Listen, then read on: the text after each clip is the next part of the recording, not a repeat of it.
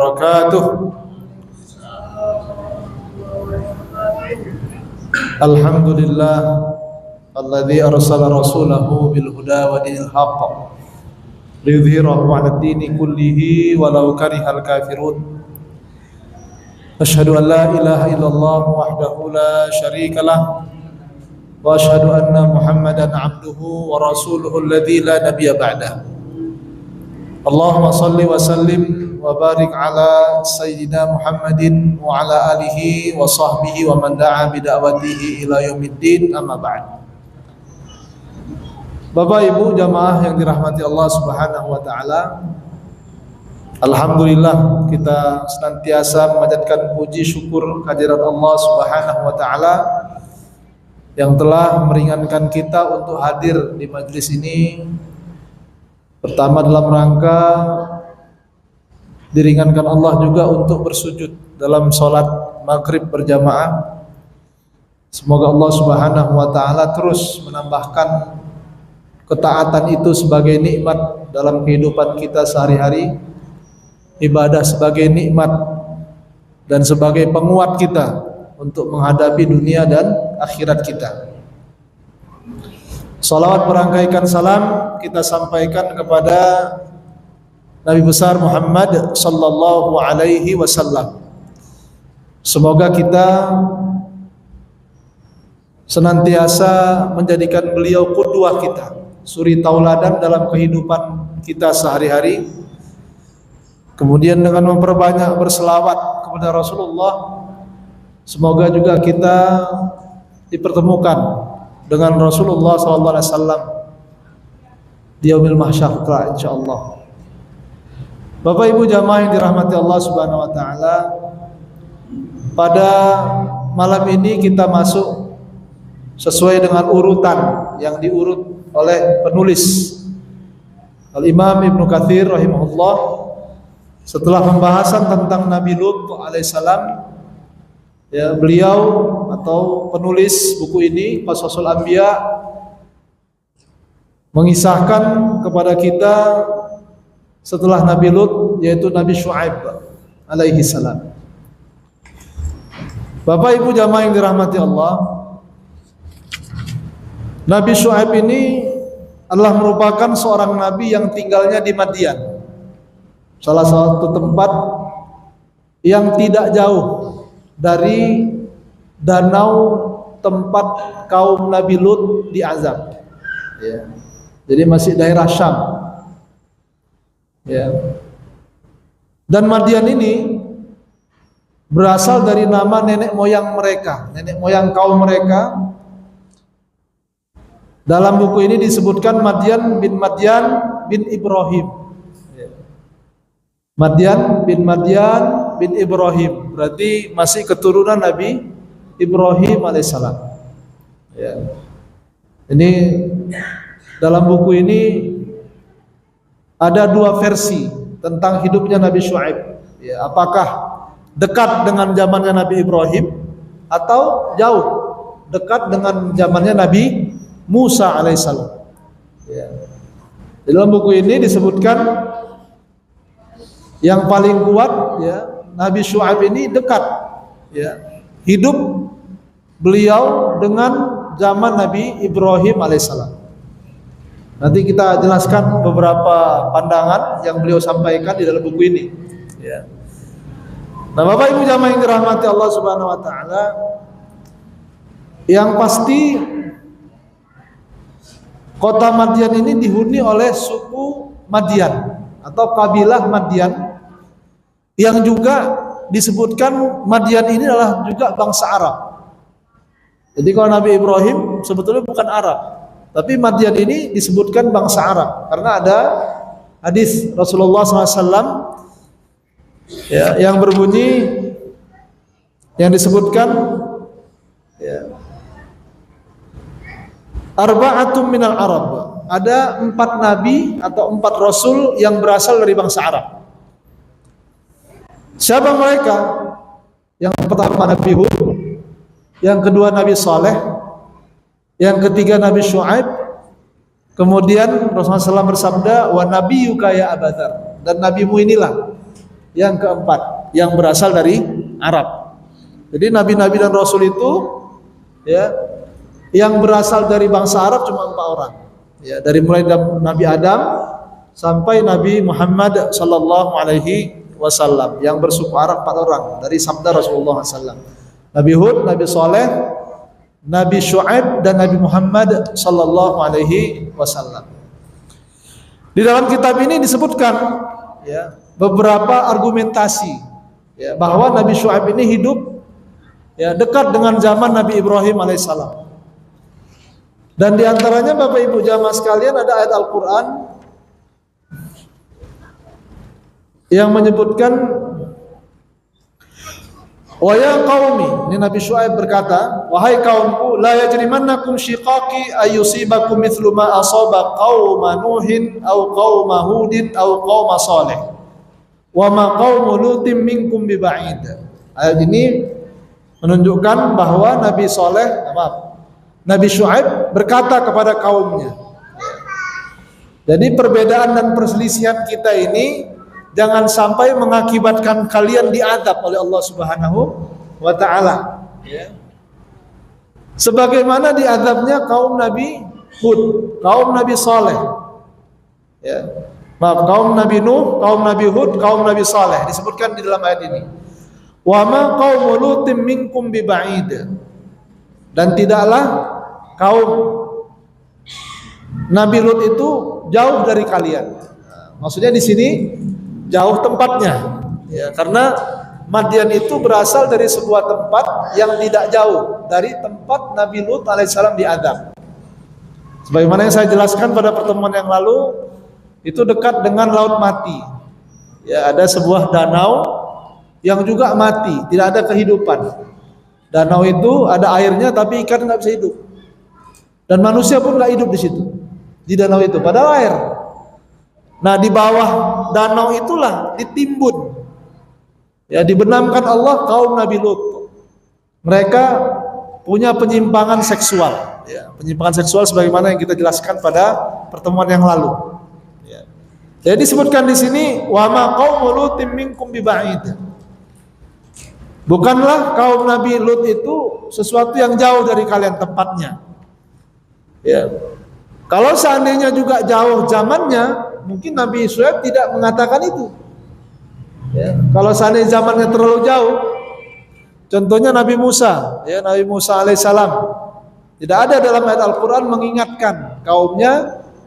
Dalam Al-Quran maksud saya, ya, dalam Al-Quran menyebutkan bahwa Nabi Musa mengingatkan kaumnya tentang Nabi Lut. Dalam Al-Quran tidak ada, tapi dalam kitab Taurat mungkin ada. Ya. Maka ketika Nabi Syuaib mengatakan wa ma qaumul lutim minkum biba'id, maka ayat ini menunjukkan bahwa antara Nabi Syuaib zamannya dengan zaman Nabi Ibrahim alaihissalam atau zaman Nabi Lut alaihissalam itu tidak terlalu jauh. Ya. Dan bahkan dalam riwayat di sini disebutkan di antara nenek Syuaib itu adalah satu di antara 2 anak Nabi Lut. Nah, jadi ada keturunan Nabi Lut juga, ada keturunan Nabi Ibrahim alaihissalam. Ya, jadi Bapak Ibu jamaah yang dirahmati Allah Subhanahu wa taala, itulah yang menyebabkan Al-Imam Ibnu Katsir rahimahullah meletakkan Nabi Syuaib ini setelah kisah tentang Nabi Lut. Ya, mungkin karena Imam Ibnu Katsir berkeyakinan bahwa Nabi Syuaib ini lebih dekat hidupnya dengan zaman Nabi Ibrahim alaihissalam. Adapun pendapat yang kedua mengatakan bahwa Nabi Syuaib ini hidup di zaman Nabi Musa. Ya, mungkin Bapak Ibu jamaah sekalian pernah mendengar kisah Nabi Musa dalam Al-Quran yang menyebutkan bahwa ketika Nabi Musa alaihissalam di Mesir, dia dibesarkan oleh Fir'aun, kemudian dia melerai 2 orang yang sedang berselisih. Ya, satu orang Mesir asli, satu lagi orang Bani Israel. Ketika dilerai, ternyata yang dari keturunan Mesir ini melawan sehingga terpukul Nabi Musa. Ketika terpukul mati, maka Nabi Musa takut kemudian lari. Nah, ketika lari, ini dalam riwayat kan disebutkan dan sering kita ustadz-ustadz kita juga menyampaikan itu.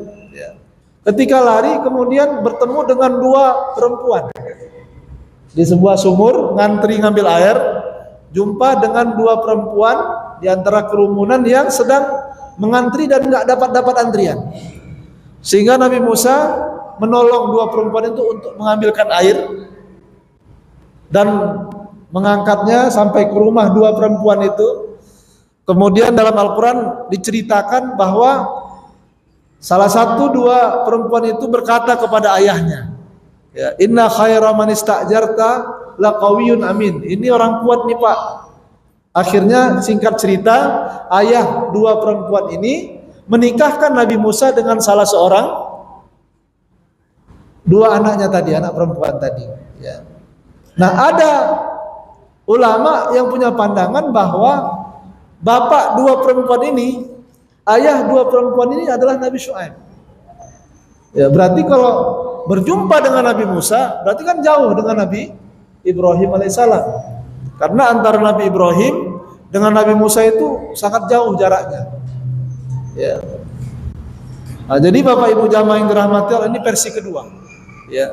Tapi versi ini lemah karena bisa ditafsirkan karena di dalam hadis terkait dengan kisah Nabi Musa alaihissalam ini berjumpa dengan dengan keluarga istrinya, ya, atau ayah atau mertuanya, dalam Al-Quran tidak disebutkan itu Nabi Syuaib. Satu. Kemudian yang kedua, ya, dalam hadis ini ada salah seorang dari Al-Anzi, ya, dia dari marga Al-Anzi, kabilah Al-Anzi. Ini kalau dilihat dari kabilahnya, ini dari kabilah Anzah namanya, ya. Jumpa Rasulullah SAW. Kemudian ketika Rasulullah SAW berjumpa dengan yang bermarga Anzah ini, Rasulullah SAW teringat dengan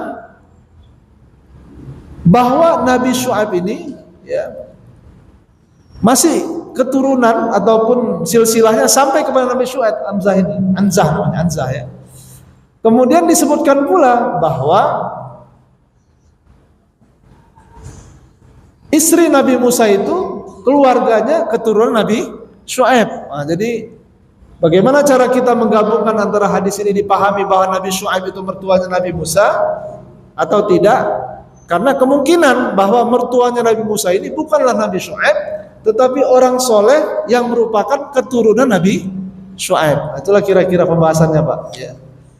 Jadi bisa jadi mertuanya Nabi Musa ini bukan Nabi Syuaib, tetapi dari hadis ini, tetapi seseorang yang punya anak perempuan kemudian dinikahkan kepada Nabi Musa, yang dia itu merupakan keturunan Nabi Syuaib alaihissalam. Yang disebut di dalam Al-Quran dikisahkan bahwa mertuanya Nabi Musa itu orang soleh, karena beliau mengatakan najauta minal qaumidz zalimin, engkau telah diselamatkan Allah dari kaum yang telah berbuat zalim, yaitu Fir'aun.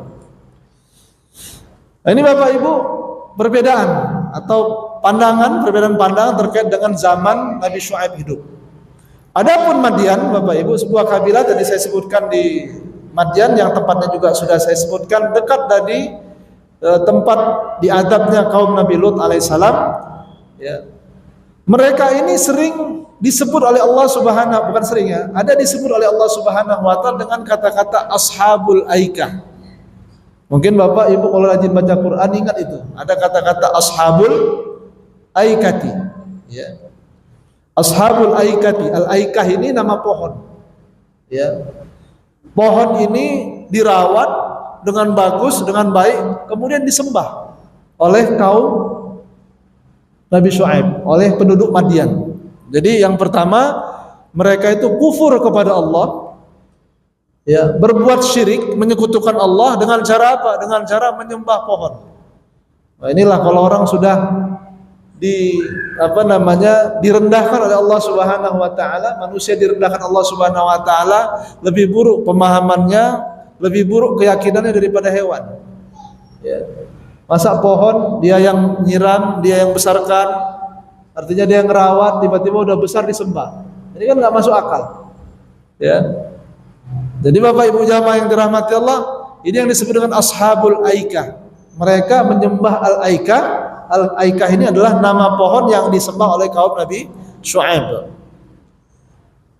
Dan luar biasa Bapak Ibu jamaah sekalian, bukan hanya menyembah pohon, tetapi juga mereka menghiasi perbuatan mereka dengan keburukan-keburukan yang tidak bisa ditolerir, tidak bisa dimaafkan, tidak bisa diampuni lah kira-kira begitu ya.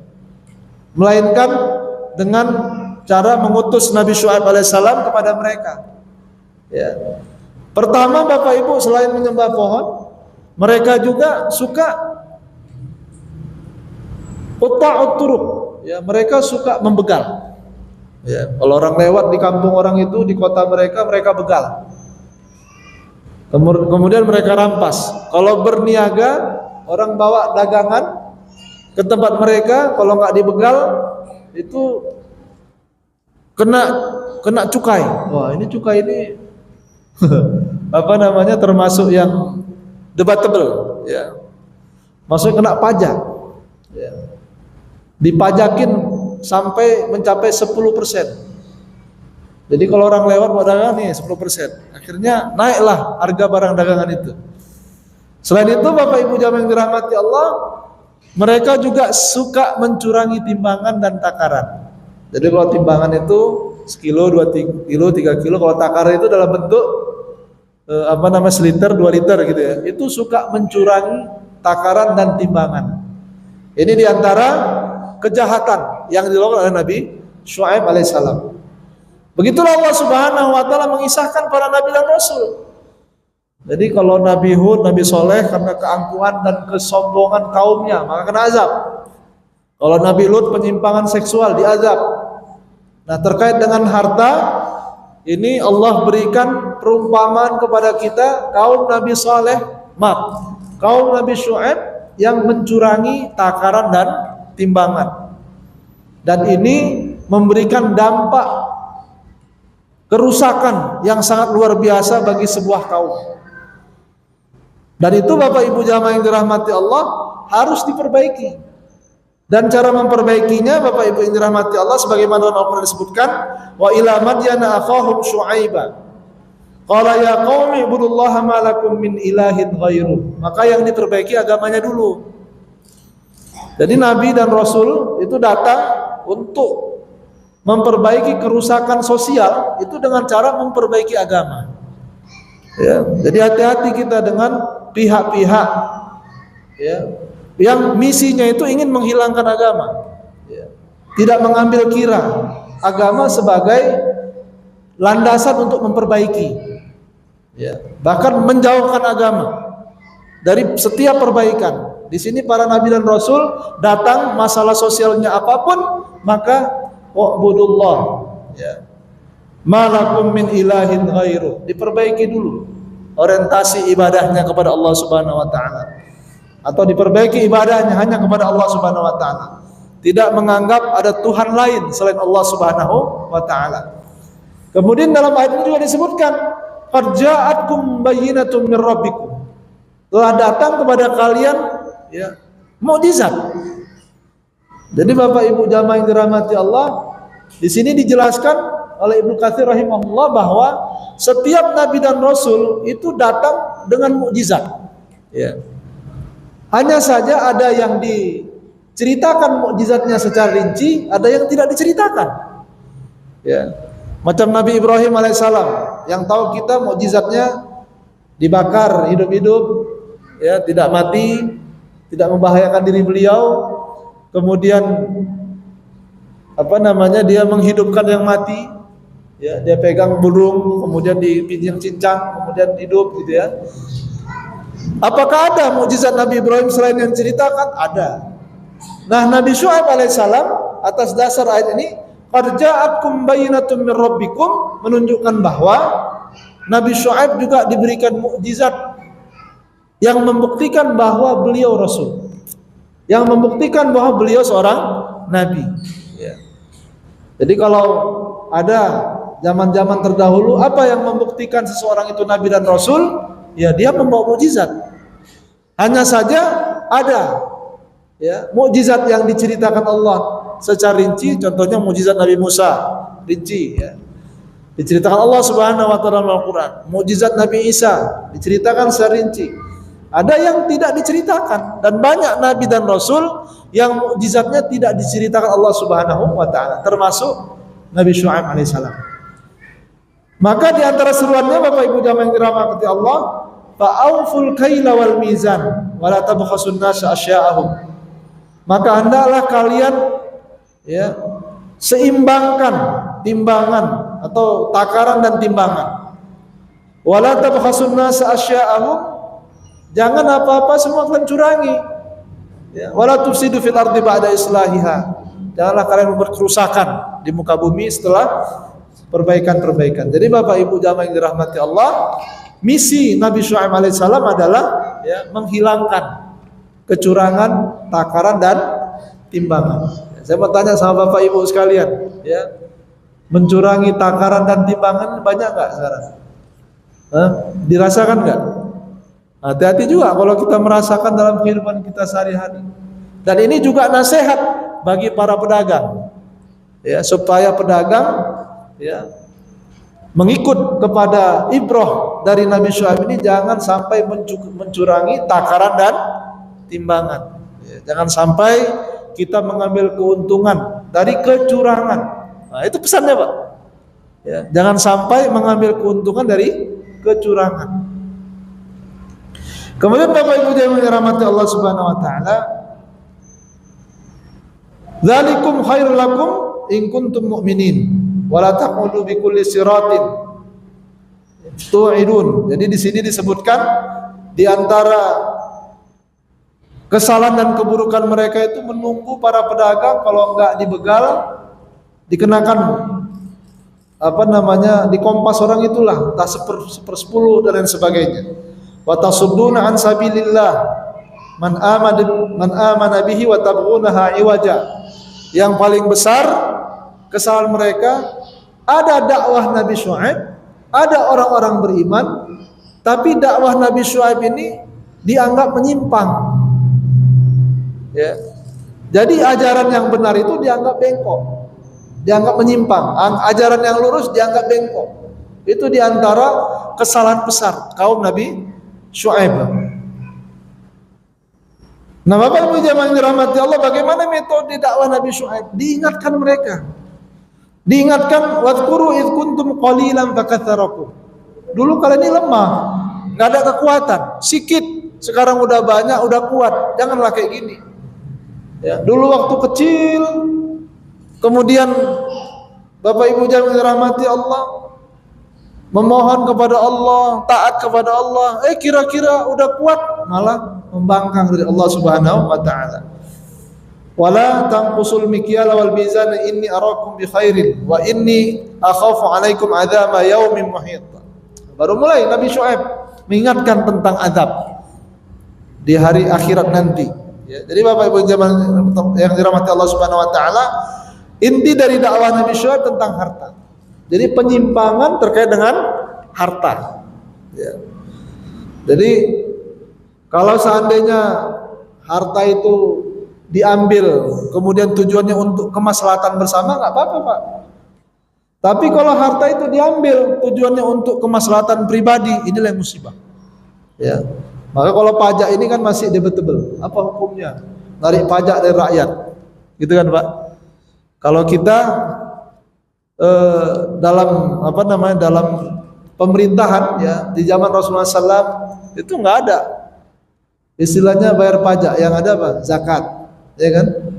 Kalau orang kafir namanya jizyah, bisa bergabung dengan negeri Islam itu membayar jizyah, padahal zakat itu juga lebih besar daripada jizyah. Apa yang diambil dari orang Islam juga tidak kalah besarnya dibandingkan apa yang diambil dari orang kafir, ya begitu negeri Islam. Kemudian yang kedua, memaksimalkan potensi alam. Ya, negeri kita negeri kaya. Ya, semestinya semua orang bisa sejahtera. Ya. Banyak negara-negara yang kekayaan alamnya luar biasa, berlimpah ruah, rakyatnya tidak perlu bayar pajak. Nah, semestinya seperti itu cara pengelolaan sebuah negeri.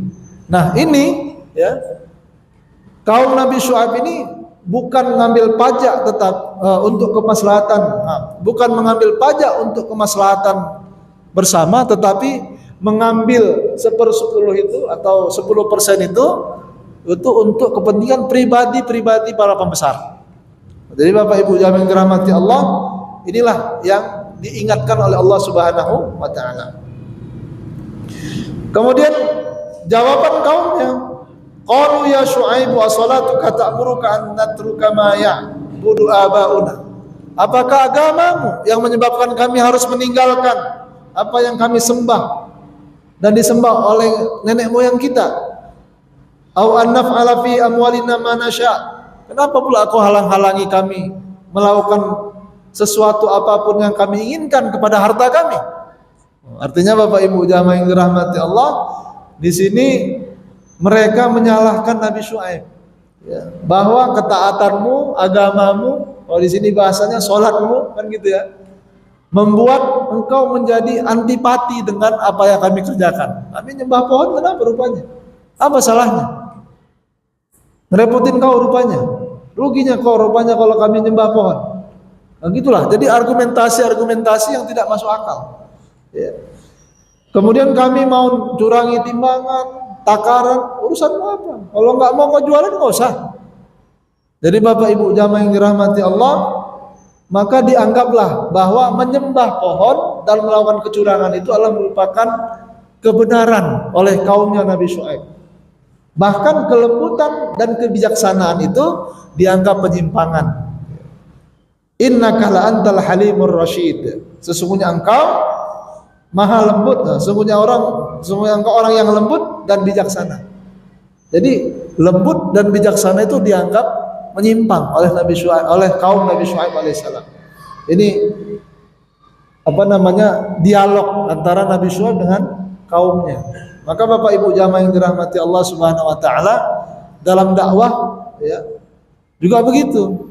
Ya, kekhawatiran para pembesar ya, terhadap lurusnya kebenaran itu senantiasa berbenturan.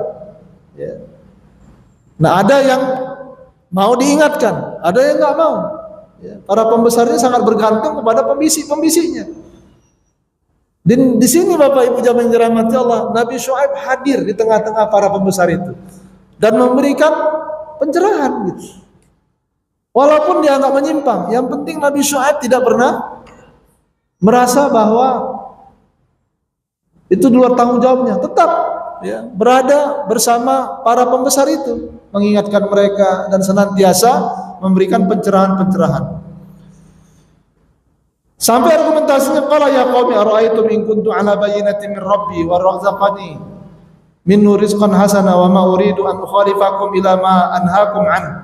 Jadi Bapak Ibu, kalau nanti ternyata aku yang betul macam mana? Nanti azab datang. Ya. Intinya Bapak Ibu yang dirahmati Allah, terus Nabi Syuaib itu berdakwah, minta kepada kaumnya untuk wastaghfiru rabbakum tsumma tubu ilaihi, beristighfar, minta ampun kepada Allah Subhanahu wa taala. Dan bahkan disebutkan jangan sampai terjadi azab yang berlaku kepada Nabi Nuh, kepada Nabi Hud, kepada kaum Nabi Nuh, kepada kaum Nabi Hud dan kepada kaum Nabi Saleh. Dan bahkan azab tentang kaum Nabi Lut juga enggak jauh juga dari kalian.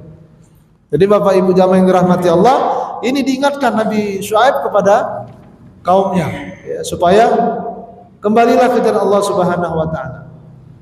Apa jawab kaumnya? Qalu ya Syuaib ma nafqahu katsiran mimma taqul. Kami enggak ngerti apa yang kau cakapkan. Ya, kami enggak ngerti apa yang kau cakapkan ini. Ya, gimana lah kalau enggak curang gimana untung?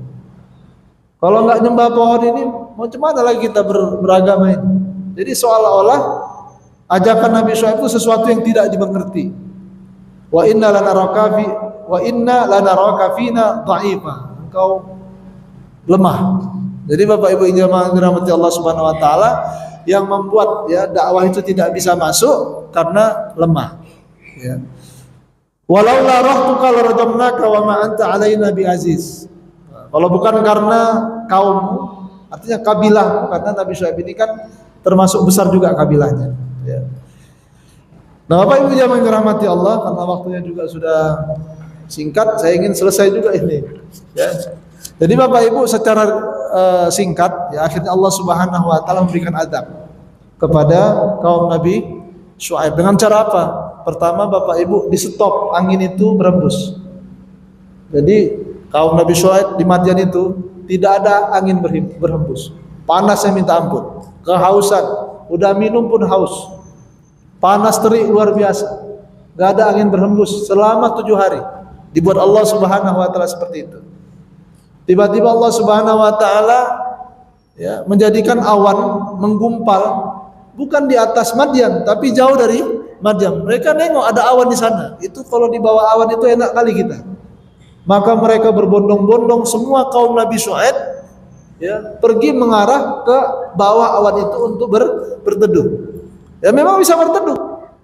Ya, memang bisa berteduh karena awan itu melindungi mereka. Nabi Syuaib dan kaumnya nggak mau. Ya mereka tetap di Madian. Nah disitulah Bapak Ibu jamaah yang dirahmati Allah, Allah guncang bumi kaum Nabi Syuaib tempat berpijak mereka.